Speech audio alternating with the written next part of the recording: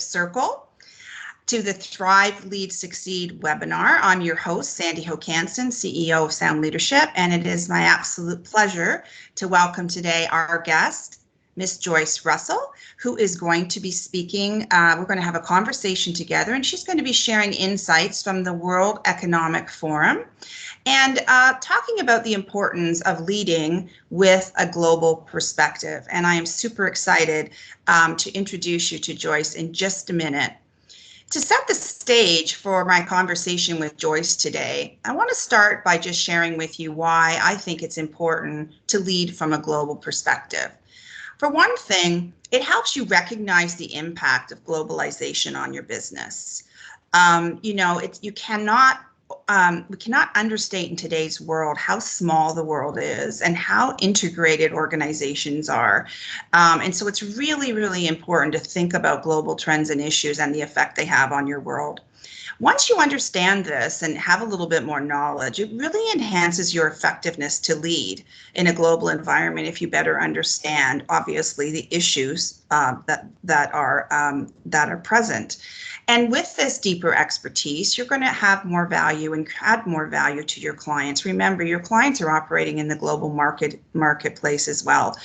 And so by increasing your knowledge and awareness of global events and global issues, you really do can have a more well-researched business framework to offer your clients. And of course, finally, if you do actually have global responsibilities, then of course, it's your job to understand the mindset, the cultural differences, to have some specific knowledge and understand the skills that are required to execute from a global point of view. And thinking about that, there's a lot that's being written today now on what traits make a good global leader. And I found this list from the University of Virginia. There's lots of lists out there. I thought this was an excellent one.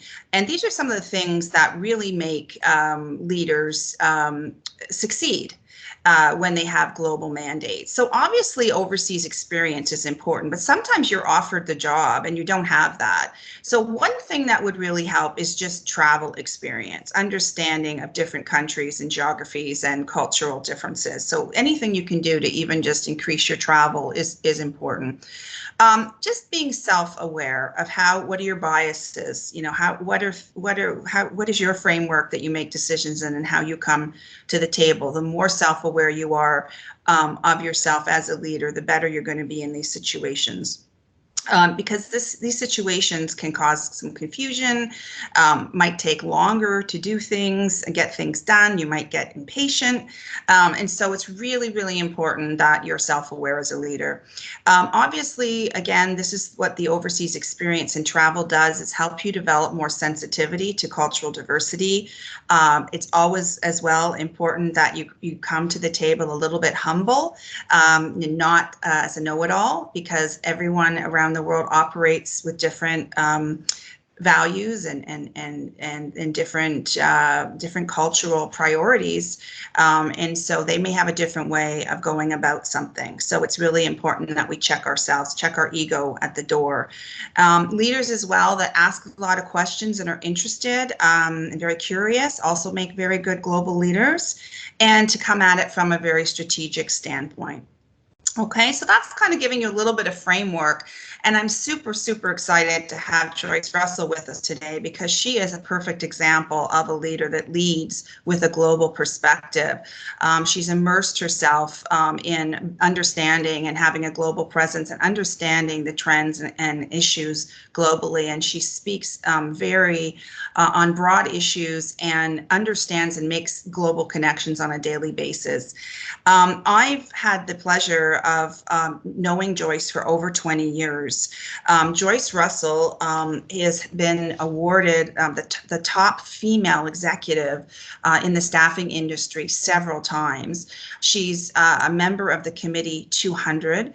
She ranks in the top 100 most important and influential staffing executives globally each year. She ran a $2.5 billion business for the Adecco Group in the U.S. for 14 years, and now she leads the Adecco Foundation. And we'll hear a little bit about that today as well. But more importantly, Joyce is probably one of the most passionate and genuine people that I know and have had the pleasure of working with. She has a superb amount of energy. She has a very high energy level. She can run races around most of us.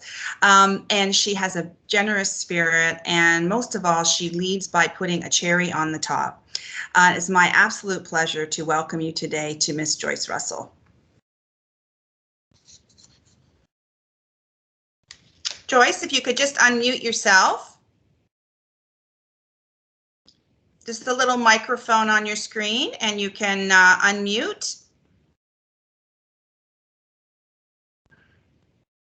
There we go. Am I on? You're on. Oh, welcome. Thank you, Sandy, for that warm welcome. I'm super excited to be in the circle today. Wonderful. Great to have you with us. Okay, let's dig in. I'm excited. I'm excited to talk to you about all your experiences globally. So just remind me, how many times, did I get it right? How many times have you been to the World Economic Forum? You know, you were speaking on that. I think it's 7. I think it's the lucky 7. So I gave you one more. Right. Okay. So why do you feel it's important to attend every year, and why have you been so committed to attending? Well, first of all, just a little bit of background on the World Economic Forum, Sandy. It's a foundation. It's for not-for-profit, and it was founded in 1971. And what the World Economic is committed to is improving the state of the world. So it happens every January in a small Swiss ski town, which is about 2 hours from Zurich. And so I believe it's just been an honor to represent our brand there. It's tremendous visibility for any global corporation who wants to make a positive impact on the world.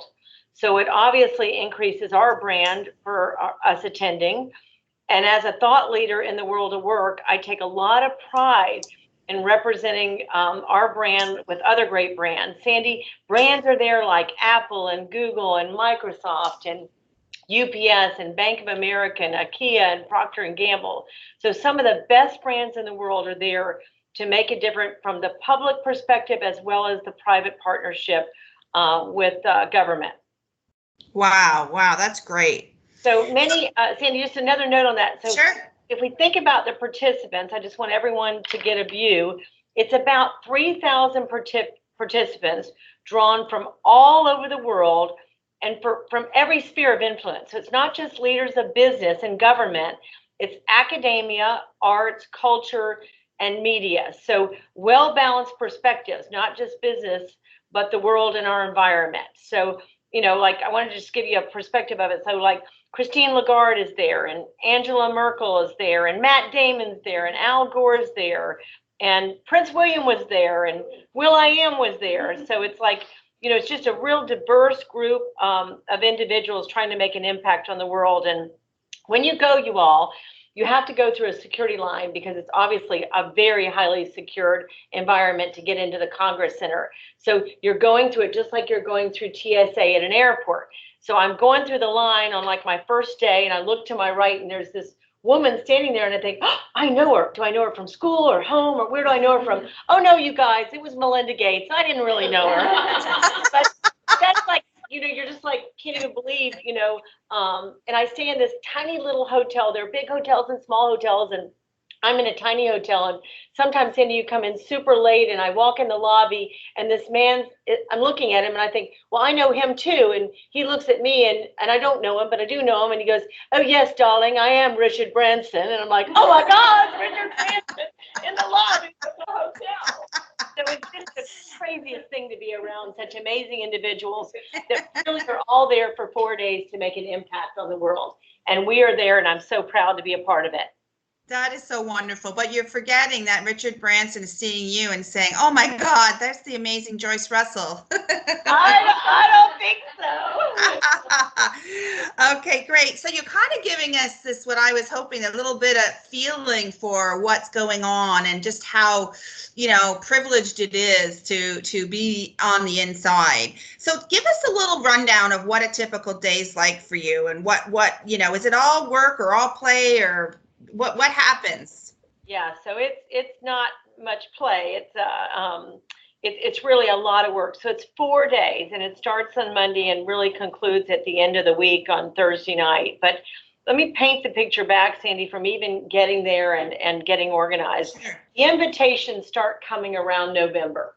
And really, you've got to begin setting up those days. And you want a breakfast and a lunch and a dinner. And then obviously, you're going to fill in time with one-on-one meetings with key customers and key individuals that are there. So you get a perspective that almost every single one of your customers is there. Now, you would travel all year, 364 days to do that. Well, they're pretty much all in the same place for 4 days. So you want to work that schedule and get the return on investment and get the biggest impact on your time while you're there. Mm-hmm. It's freezing cold, Sandi. So it's literally like, it can be -6 to +4. So you look like an Eskimo. I mean, you're all wrapped up. You can't recognize anybody on the street. So it starts with breakfasts that start at 7 a.m. Well, you've got to walk about 10,000 steps to get to your first breakfast. So that meant you had to bundle up and leave about 6 a.m. in the morning to get there. So for me, Sandi, you run at Mach speed from the time you arrive to the time that you leave. And it takes a tremendous amount of stamina to make it through the week. And it does require a high level of energy, and it requires a high level of flexibility, because you're meeting people like Sandi while you're there, and Sandi's asking you to work an appointment in. So you're constantly switching your schedule and changing. I used to, Sandi, put like these boots on that you'd walk in the snow, right? Because you've got to walk 10,000 steps in the snow. And then I change into high heels, whatever. And Sheryl Sandberg said, "Girl, just keep your boots on." You know what I mean? So now I don't change my shoes. I just keep my boots on. And I try to go to sessions in the Congress Center, which is on worldwide news, that I don't know anything about. So that was a real difference for me, is not attending everything that I know everything about, of attending things like Matt Damon's talking about the oceans and plastics, and I didn't understand how important that is right now. So we start with getting up super early, ready for the day. Most days do not end to midnight. I try to get 6 hours of sleep. Thank you, Ariana Huffington, for focusing on how important sleep is, but I'm lucky if I get 5 hours. So it's a very, very great day every single day in Davos, but very busy, very busy. Wow. Okay. So you're working. You really are working there. That's great. And it sounds like you're also getting a lot of exposure. And I think one of the takeaways here is all the leaders that go, business leaders that attend, I'm just talking from a business point of view, but they're really getting exposed to a lot of different causes and issues around the world. And that will, as we talked about earlier, that's really important, right? To make leaders stronger and make leaders much more in tune and understanding, especially if the client is really affected by some of these issues. We're all affected by these world issues, but some people and organizations perhaps more than others. Yes, one of the things I got to do was play for an hour, and I got to play being a refugee, you all. And that was a real eye-opening experience for me. So you came in to this section in Davos, and they said, "Would you like to be a refugee?" And I signed up to be yes. You draw a card of who you are. I was a 6-year-old child. And then what they do is you become that 6-year-old child in a refugee camp for 1 hour. And the experience, Sandi, brought me to tears, because first of all, I didn't speak the language. They put me in a school, you know what I mean? And so it was just an experience of being a refugee. So now when we talk about refugees around the world, I literally can feel about being a refugee for an hour. And I have a real, heartfelt for them as they, try to go to other countries now. But so that's a little bit of play is involved in learning, but it's not so much play. Yeah, no, powerful, very powerful. And you can just start to feel the emotion that you must have felt being in that environment and knowing that, it wasn't real. But when you think, you have much more empathy for the people that are in that situation and are risking everything to come to another country. Okay, that's fascinating. Thank you so much for that inside information. Tell me a little bit about what are some of the key strategic themes that you came away with this year. Tell me a bit about those themes. Yeah, so the themes this year were around geopolitical shifts and kind of the impacts of Brexit, China's continued rise, trade policy, international relations. That was the first shift that was talked about there. The second one was what we call the fourth industrial revolution. And what that's about, and very relevant to the field that I'm in, which are new technologies are creating such change across all industries at a rapid speed and scale, faster than ever in history. So a lot of conversations are still around artificial intelligence and robots, but especially AI. So 65% of every person attending Davos said that we need to invest in reskilling and upskilling.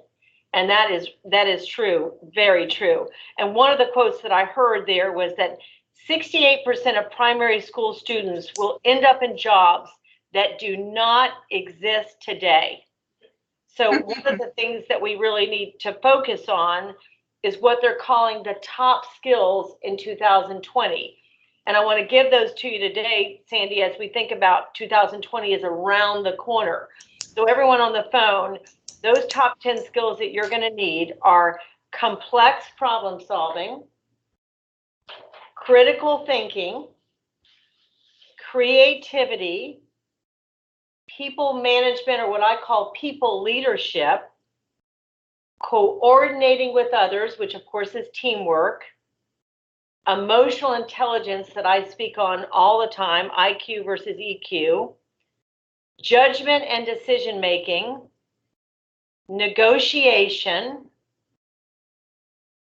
really your service mentality, and cognitive flexibility. Those were the 10 skills that they said would be most relevant in 2020. The other conversation, Sandi, was around risk resiliency and this cybersecurity, huge conversation. Yes, of course. And then at Adecco, we talk a lot about human capital and the future of work. And the nature of work is changing. They had a lot of conversations, I said, around the presence of AI in the workplace gaining momentum in every field. The other conversation that I got to be a part of, Sandi, was the 100-year life. So if you think about your great-grandparents and your grandparents, and when they retired, they might have retired in their 60s. You all, if a baby is born in the US today, they will most likely live to over 100. And if a baby's born in Asia, it's 108. And so you can't play golf for 40 years, even though many on the phone think that they might. I think that would be a long time just playing golf. So I think we need to think about work being much longer. And then how will that work look? Will it have more flexibility, be able to be more remote? I think we need to begin thinking about that and everyone on the phone owning that within their company of how do we create a workplace in order to create a thriving workforce for future generations. And then the last one, Sandi, was around climate change and the environment. Huge conversations around plastics being more in the ocean than fish, our concern for drilling and how that will impact our oceans. So really it was everything from geopolitical shifts to the fourth industrial revolution to risk resiliency to human capital and the future of work, and then climate change. Those were the major topics in Davos this past year. Okay, great. Thank you. That's really giving us a lot of meat, and really thank you as well for those 10. I was writing furiously down. I'm sure if you could share those with us after, that would be great. Send them out to the invite, just so we have those, because I don't think I had that on a slide. So that they're very fascinating. And of course, 2020 is now, right? I mean, it's here. So how do you feel Davos is staying relevant? I mean, you kind of answered it by just explaining all of those themes, but there, it took a little bit of heat last year in the news on just the fact that is it still relevant, and are they really talking about the like economic disparity, and is it real, and does it have an impact? So it would just be fascinating to hear from your perspective, having been there so long, if you feel it's still remaining relevant. I do, Sandi, think it's very relevant to attend, to have greater context on key markets and the economies around the world. to, get a perspective from your clients. I mean, most of our major clients are there, so that's invaluable to hear about their business. And then to add, value to strategic conversations on the global trends. It's just one time a year that leaders come together and have robust discussions about the world's most pressing and interesting issues, from education to health to the future of the work to technology to environment to agriculture. It's just, I think it's very, very relevant. You don't feel like there's any competition there, Sandy. We're all working together to have these conversations. So your major competitor, you see Unilever and Procter & Gamble sitting beside each other, working on these complex issues and having conversations around it. So I think it's extremely relevant. And I'm privileged to go and will always accept the invitation. Excellent. Great. So why do you think it's important, getting to our broader topic around just leading from a global perspective? Why do you think it's important for leaders to stay abreast of global issues? And so just talk a little bit about that. I mean, I gave some information myself on the slide, but from your own perspective. Yeah, I mean, with our 6,000 customers here in the U.S., many of those are global customers. So I can't, as an executive, sit in meetings and not understand how, China might be affecting their business. So I really believe that you have to get up in a helicopter view up on top and look down at the whole world and how that might be affecting customers. Because I sit so personal and local so many days, but I think it's very important. I read the Wall Street Journal every single day. I think it's relevant because I read, stories about our clients, and then when I'm talking to our clients, and I can relate to those. So I just think it's very important to have a global perspective, especially when you work with global customers. Okay, fantastic. And our last official question before we open it up to the Q&A. So what are some of your own top leadership lessons that you've taken from your experience at the World Economic Forum? All right, I got a few for you. Great. So pre-planning, I'm one of these crazy people that lays out her clothes the night before. So I think just pre-planning that whole trip and almost having it done before. So I think pre-planning is extremely important. Flexibility. You have to be a person that can adapt and change on the fly. So I think flexibility is very important as a leadership lesson and a skill that you can adapt to that. The other thing is that relationships matter. One of the things that we didn't talk about, Sandy, but I want to talk about is when you see the street in Davos, there were all these little ski shops and shops. Well, all those shops are gone when I get there. All the big companies have taken over those shops. Everything's out of a shop, and that's Google, and that's Cisco, and that's Apple. And you go down and you see all the big brands. Well, there was no way that our company could spend millions of dollars in buying one of those shops for the week and converting that whole shop over to our company. So one of the things that we creatively did was when I got there, only about 15% of the population were women attending the World Economic Forum. And Bank of America on the final night held a dinner for all of us to say, hi, Kim, hi, Jacqueline, hi, to say hi. Well, I'd seen you all week, but I didn't know who you were. So we very creatively created the Women's Leadership Welcome Cocktail Party in partnership with APCO and UPS. So now on night one, we get to meet 300 of those women, which is only about 21%, 22% last year, attend the World Economic Forum. So I think that you've got to understand that relationships matter, and connecting right when you get there to say hello and a big smile on your face. I mentioned earlier just time management and prioritizing and maximizing every minute that you're there.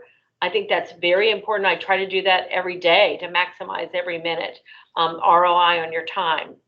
Listening skills and emotional intelligence. Speak in such a way that others love to listen to you, and listen in such a way that others love to speak to you. I always say I've got 2 ears and 1 mouth. So somehow I got 2 of one and 1 of the other. So I think it's very important to have very good listening skills while you're in Davos, and always. The ability to make personal connections. Remember those appointments that you're scheduled. Did you Google that person? Do you have some kind of connection with that person when you first meet? Do they know somebody you know? It's just that connection is very important. Follow up is key. When you get back, you've got to follow up. You've got a lot of action items, and you know, who does those action items and really follows up. And the last thing is just return on investment. I think it's really important. You know, my company flies me there. I spend almost a week out of the country. What's the ROI on that? And I make sure that I tie it back with ROI. So those are a few of the leadership lessons, Sandy, that I get. Wow, that's fantastic. And you've just kind of walked through my leadership coaching program, the top lessons. That's amazing. And I just wanted to thank you as well, just for the leadership you've shown for women in particular. And it's a perfect example of the work you're doing in Davos to bring women global leaders together. And I just wanted to express my own appreciation for that. Because you've been a role model for so many of us, and I think that you continue to do that. So thank you, Joyce, for that. In addition to everything else you do. Sandy, okay, and Sandy, I do want to let everyone know, in Davos, that's a huge conversation around pay equity, gender parity, unconscious bias, and diversity and inclusion. I didn't mention that, Sandy, but I got to tell you that is a conversation. And wonderful leaders like Jamie Dimon at JP Morgan. I don't know if you saw yesterday, he had a huge promotion of women yesterday in the news. And so I believe our company is so focused on this diversity, inclusion, and gender parity. And I think everyone on the phone needs to know that that is a conversation happening in boardrooms across the world. Excellent. Excellent. Okay, great. So I'm going to open it up for some questions now, and we're going to move to the Q&A section. The lines are open. So if you want to ask a question, just unmute your line, please, because I have you on global. You have the controls. The microphone is right in front of you there. You can unmute and jump in.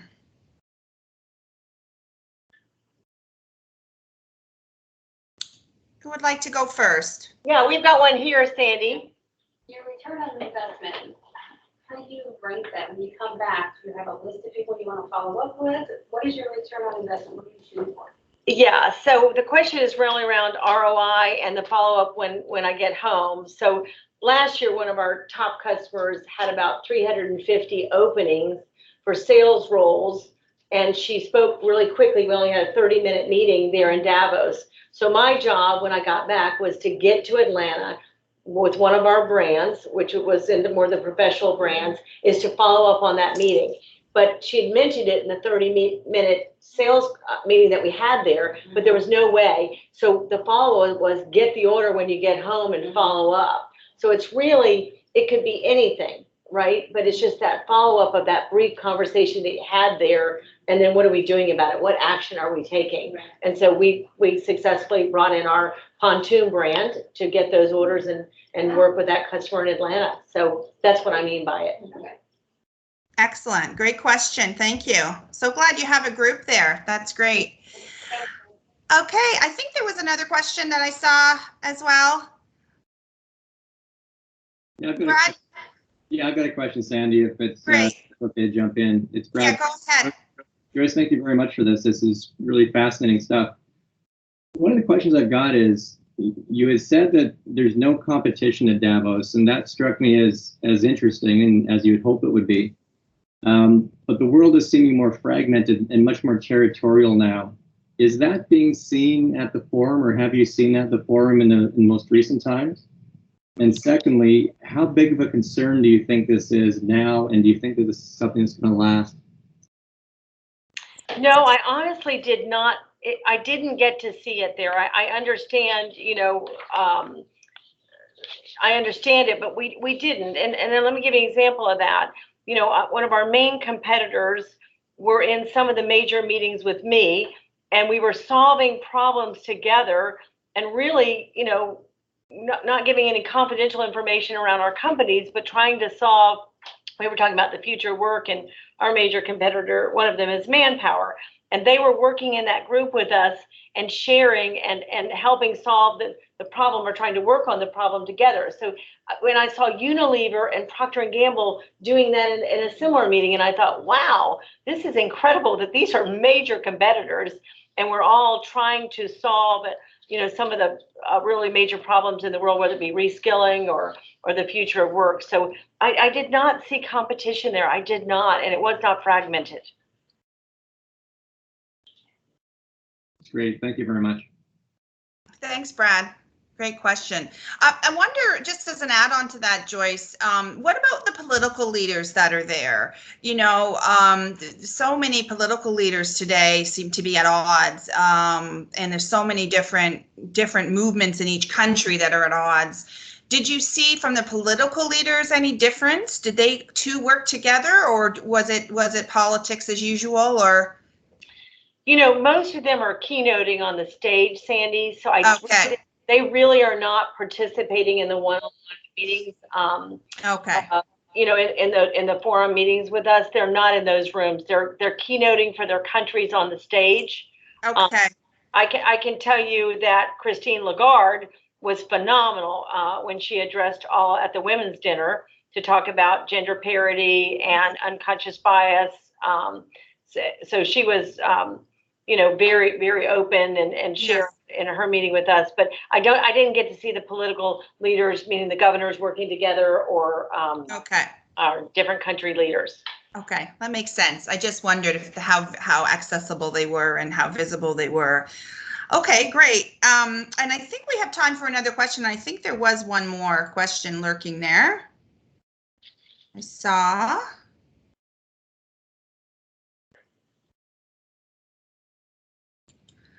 Okay, well, I've got one that's come in. Oh, there she is. Anna? Oh, yes. Hi. Hi. How are you guys doing? Good. Good. Okay, Joyce, this is just so great. I really want to go to Davos now. So my question, I've got a question about, if you want to go to Davos, how do you go about getting an invitation? I imagine it is invitation only. And how does one go about getting yourself there? Well, we're a sponsor of the World Economic Forum, what's called a strategic partner. So we get 5 invites a year. And Okay. because they want more gender parity, in order for men to attend, a female has to attend with them. That's the rules of the World Economic Forum. So I've been very fortunate to be that woman, and obviously pass that torch on to others as I move into this foundation role. So I got invited, and I felt so lucky to be invited and be a part of it. But it's a hard invite to get. You have to buy as a strategic partner or put in an application if you're an entrepreneur or or in some other area, meaning academia or the arts or culture or media. You've got to put an application in and be asked to attend. Okay. Okay, well, something to work towards. Great question. Yeah. Great question. Okay, thank you. And then, Joyce, I just have one last question, and then we're going to wrap up. So just need a few more minutes, everybody. I just wanted to ask you a little bit about the foundation. We didn't really talk about your new role and mandate with the foundation, and I just wanted to give you a little bit of time, if you wanted, just to tell us a little bit about what the foundation's mandate is and why you feel that's important. Oh, thank you so much, Sandy. So 32 years running, being in the business for Adecco, and then the last 14 running the business. And then in January, I had this tremendous opportunity to start the Adecco US Foundation, which is really what Sandy referred to earlier as the cherry on top of my career at Adecco. And I had never run a foundation, and many of you on the phone probably have not run one either. So the first thing I had to learn is to say no, which I'm a yes person, not a no person. But we really have 3 pillars in the foundation that are very core and important to our business. The first one is really around reskilling and upskilling. And that is a key topic in Davos. That's a key topic on the ground here in North America let's not lay off those 3,000 workers.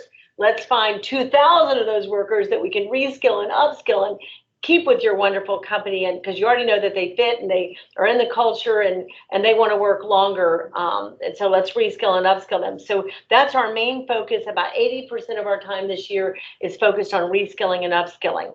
The middle pillars around women's equality and leadership. And if you haven't heard of the P4P organization, it's really around parity. And our global CEO has signed that parity pledge. And so we want to get more women leaders into those P&L responsibilities around the world. And so we're focused there on women's equality and leadership. And then the third pillar is all about giving and giving back. And I tell you, this generation of workers now, my 2 children who are in the workforce, want to know what else we're doing in our companies. And I'm fortunate enough to be in a great brand in Florida today, Sunbelt Staffing. And when I walked in, the entire lobby is filled with Dress for Success articles of clothing that we're going to give this afternoon as a group, and water and all kind of wonderful things that they've collected. And so it's really a cherry on top to be able to give back in the companies, and that our companies are allowing us. So I feel really privileged that Adecco Group North America has put together this foundation, and I was chosen as the leader. And how does one girl get so lucky? Well, that's a great way to end on that wonderful mission and mandate that you have, and those 3 pillars sound just about right and just made for you. So thank you so much, Joyce, for your time today, and thank you to the team there that had helped host this for Joyce. I'm going to leave you, Joyce and I picked out a couple questions here to leave you with today. You know, I was like my homework, everyone that's been through my coaching. I like to leave you with some things. So this is just some personal reflection. So what can you do to further develop your global perspective? And if you want, in the next week or so, when my new blog comes out, I'm going to be giving you lots of ideas on what you can personally do to develop your global perspective. So stay tuned. And how can you increase your leadership and sense of belonging, create that sense of belonging that we talk about, that connection with your teams? And how can you do that through community service and aligning that with your values and the values of your organization? So think about our discussion really on some of the global issues. How could you get involved, or even on the foundation, or what community service and social impact is your organization or you as a leader committed to?